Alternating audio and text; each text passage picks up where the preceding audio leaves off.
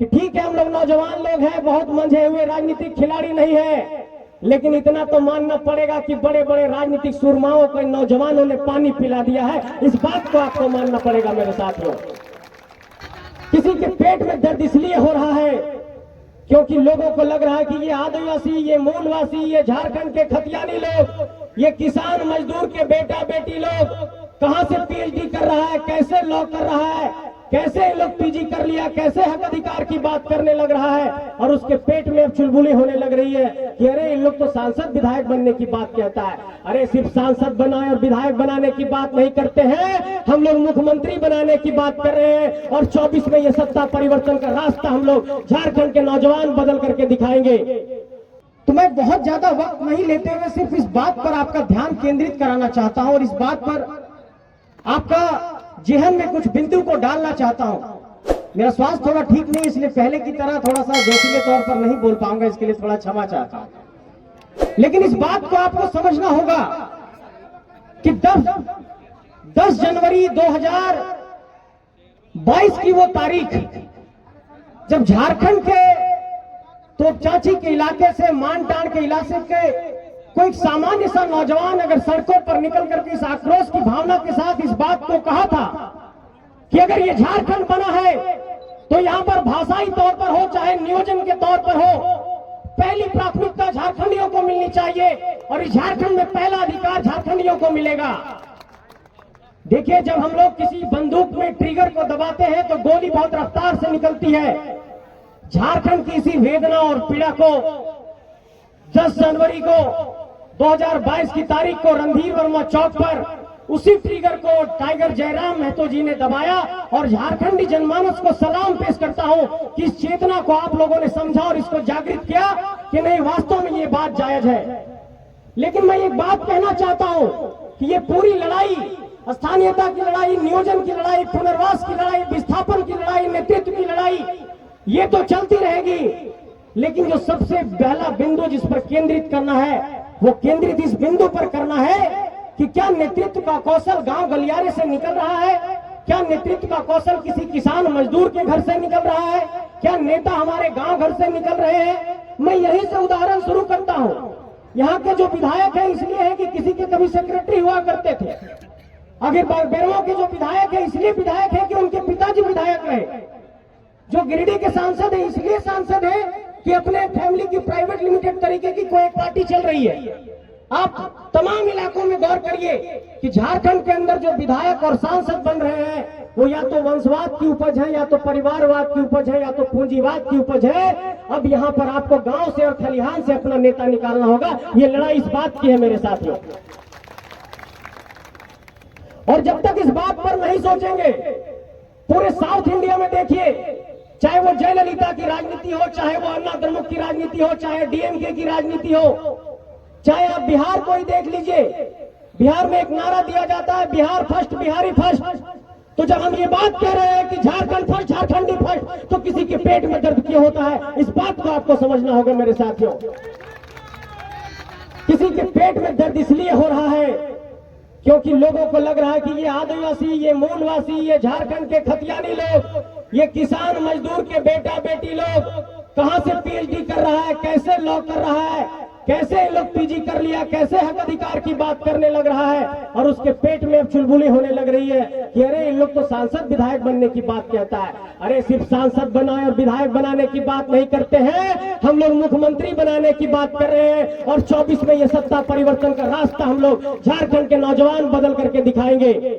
और कई लोगों ने ये आरोप लगाया कि बोकारो और धनबाद की धरती से निकला और ये एक सिर्फ जातीय संगठन बन करके रह गया है। आपने देखा कि संथाली भाषा में कैसे भी हमारे हांसदा भाई लगातार फर्राटेदार तरीके से आपसे कह रहे थे। मंच पर रिजवान जी बैठे हैं और मंच पर फरजान जी बैठे हैं। मैं ये कहना चाहता हूं, चाहे अकलियतों की बात हो, चाहे आदिवासियों की बात हो, चाहे मुस्लिमों की बात हो, चाहे यहाँ के मूलवासियों की बात हो, चाहे पिछड़ों की बात हो, चाहे दलितों की बात हो, सभी को इस संगठन में बराबर सम्मान मिला है और सबको इस संगठन में संजो करके एक तरीके से कह सकते हैं कि माला बनाने की कोशिश की गई है। इस बात का आप सम्मान करिए कि ठीक है हम लोग नौजवान लोग हैं, बहुत मंझे हुए राजनीतिक खिलाड़ी नहीं है, लेकिन इतना तो मानना पड़ेगा कि बड़े बड़े राजनीतिक सुरमाओं को नौजवानों ने पानी पिला दिया है। इस बात को आपको मानना पड़ेगा मेरे साथियों। आज की तारीख में देखिए षड्यंत्र का क्या लेवल इन लोगों ने कर दिया है। आप लोग देखते हैं कि जब आंदोलन होता है तो चुन चुन करके जेबी केसेस के साथियों पर एफआईआर कर दिया जाता है। और आज इस मंच के माध्यम से झारखंड के 6,50,000 सीजीएल के अभ्यर्थी इस बात का इंतजार कर रहे हैं कि जेबी केसेस का इस मामले पर स्टैंड क्या है। मैं ये कहना चाहता हूं उन तमाम अभ्यर्थियों को कि झारखंड में देखिए शोषण और जुल्म की इंतहा किस कदर हो रही है कि 6.5 लाख अभ्यर्थी परीक्षा लिखने गए जेएसएससी सीजीएल की, और जब तक घर नहीं पहुंचे रास्ते में ही पेपर लीक की सूचना मिली। और इसको लेकर के हम लोगों ने विरोध किया 31 जनवरी की तारीख को, और उसके बाद जेबी केसेस के 15 साथियों पर एफआईआर किया गया है, हत्या के प्रयास का मुकदमा दर्ज किया गया है और सरकारी काम में बाधा का मुकदमा दर्ज किया है। और कल ही इस पर एक एसआईटी सरकार ने गठित की है कि उच्च स्तरीय जांच करो। अरे सरकार में बैठे लोगों से ये पूछना चाहता हूं कि जिसने पेपर लीक कराया उसको कब पकड़ोगे, जो शिक्षा का माफिया है उसको कब पकड़ोगे, जो प्रश्न पत्र लीक करा रहा है उसको कब पकड़ोगे। इस आंदोलनकारियों को एफआईआर से दबाने की कोशिश मत करो। ये आंदोलन झुमरा पहाड़ से पारसनाथ पहाड़ से कटकम सांडी के पहाड़ी से लेकर के संथाल की पहाड़ियों तक, पलामू के नीलांबर पीतांबर की धरती तक पहुंच चुका है। पुलिस के एफआईआर से ये आंदोलन नहीं रुकेगा। अगर पुलिस में इतनी ताकत है तो जिसने पेपर लीक कराया उसको पकड़ करके सामने लाओ, तब जानेंगे कि तुम में पुलिसिया ताकत है। और इस पुलिसिया जुल्म के बुनियाद पर झारखंड के स्थानीयता की लड़ाई को, झारखंड के नियोजन की लड़ाई को, झारखंड के खतियानधारियों की लड़ाई को कमजोर करने की कोशिश की जा रही है। और ये बात लोगों के जहन में डाला जा रहा है कि केस मुकदमा करके नौजवान लोगों को फंसा देंगे और उनको कमजोर करने की कोशिश करेंगे। हम लोगों के संगठन में एक बहुत समझिए कि 20 साल भी उसकी उम्र नहीं हुई है, सानिया प्रवीण, वो अपने घर में थी और उसके ऊपर उस दिन आंदोलन में केस कर दिया गया।